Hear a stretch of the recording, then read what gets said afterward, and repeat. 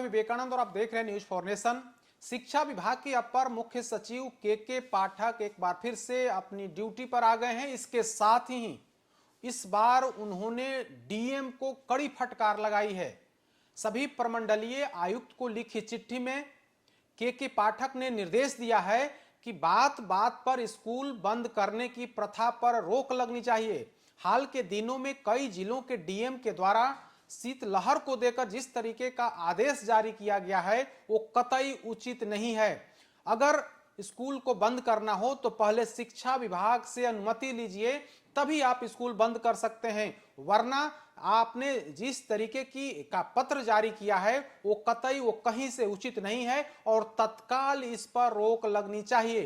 के पाठक ने आज ही यानी कि 20 जनवरी की सुबह सुबह यह पत्र लिखा है और प्रमंडलीय आयुक्त को निर्देश दिया है कि आपके क्षेत्राधिकार में जिन जिलों के जिलाधिकारियों ने ठंड को लेकर के स्कूल बंद करने का आदेश दिया है उसे तुरंत वापस लें।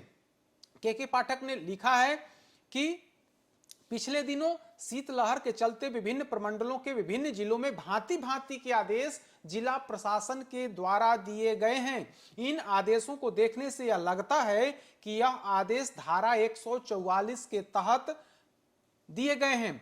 उल्लेखनीय है कि धारा 144 के तहत विद्यालय बंद किया जाना एक गंभीर और वैधानिक मामला बन जाता है, क्योंकि इसके तहत हम कानून की धारा 144 सीआरपीसी को इन्वोक करते हैं। बताया है कि उन्होंने आपने जो आदेश दिया है वो कहीं से उचित नहीं है। जब हम कानून की कोई धारा को इन्वोक करते हैं तो हमें यह ख्याल रहना चाहिए कि इसके तहत पारित आदेश जुडिशियल स्क्रूटनी पर भी खरा उतरे। यह भी उल्लेखनीय है कि न्यायिक आदेश समान परिस्थिति में सभी पर समान रूप से लागू होने चाहिए, लेकिन जिलाधिकारियों ने जिस तरह का आदेश धारा 144 में पारित किया है उसमें केवल विद्यालय को ही बंद रखने का आदेश दिया गया है, जबकि कुछ अन्य संस्थानों या मामलों का जिक्र नहीं किया गया है। जैसे जिले के कोचिंग संस्थाओं, सिनेमा हॉल, मॉल, दुकानें, व्यावसायिक संस्थान इत्यादि की गतिविधियां अथवा समयावधि को नियंत्रित नहीं किया गया है। ऐसी स्थिति में संबंधित जिला प्रशासन से यह पूछा जा सकता है कि यह कैसी सर्दी है, यह कैसी शीतलहर है जो केवल विद्यालयों पर ही गिरती है और कोचिंग संस्थानों में शीतलहर का कोई प्रभाव नहीं होता है। इन कोचिंग संस्थाओं में हमारे ही विद्यालय के बच्चे कक्षा 4 से लेकर 12 तक के पढ़ने जाते हैं। अतः जिला प्रशासन को यह सुझाव दिया जाए कि जब वे सर्दी या शीतलहर के चलते कोई आदेश निकालते हैं तो वह पूरे जिले पर समान रूप से लागू होना चाहिए। इस प्रकार का आदेश निकालते समय एकरूपता या समरूपता का आप लोग ध्यान रखें। इस आलोक में पिछले दिनों आपके क्षेत्राधिकार यानी कि कमिश्नर को इन्होंने कहा है कि आपके क्षेत्राधिकार में इस प्रकार का आदेश जहां भी निकला है उसे वापस लिया जाए।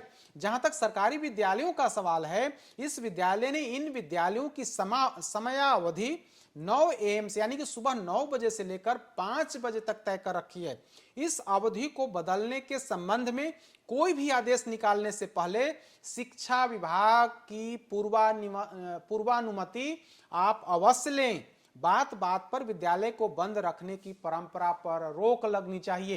के पाठक ने सभी जिलाधिकारियों को सख्त हिदायत दिया है कि बात बात पर आप स्कूल बंद नहीं करें। अगर आप कोई आदेश निकालते हैं तो उस आदेश का समूचे तौर पर उसका पालन होना चाहिए। यह कैसा आदेश है कि सिर्फ और सिर्फ आप स्कूल को बंद करते हैं, कोचिंग संस्थानों को बंद नहीं करते हैं, मॉल और सिनेमा हॉल को बंद नहीं करते हैं, तो क्या शीतलहर का प्रभाव सिर्फ और सिर्फ स्कूलों पर पड़ता है? यानी कि के पाठक आते ही हरकत में आ गए हैं और इस बार उनका सीधा निशाना बिहार के सभी जिलों के जिलाधिकारी हैं, क्योंकि कई जिलों में आधे दर्जन भर से अधिक जिलों में या यूं कहें कि अधिकांश जिलों में इस बार कक्षा 1 से लेकर 8 तक के विद्यालय को बंद करने का आदेश शीतलहर के मद्देनजर जिलाधिकारियों के स्तर से दिया गया।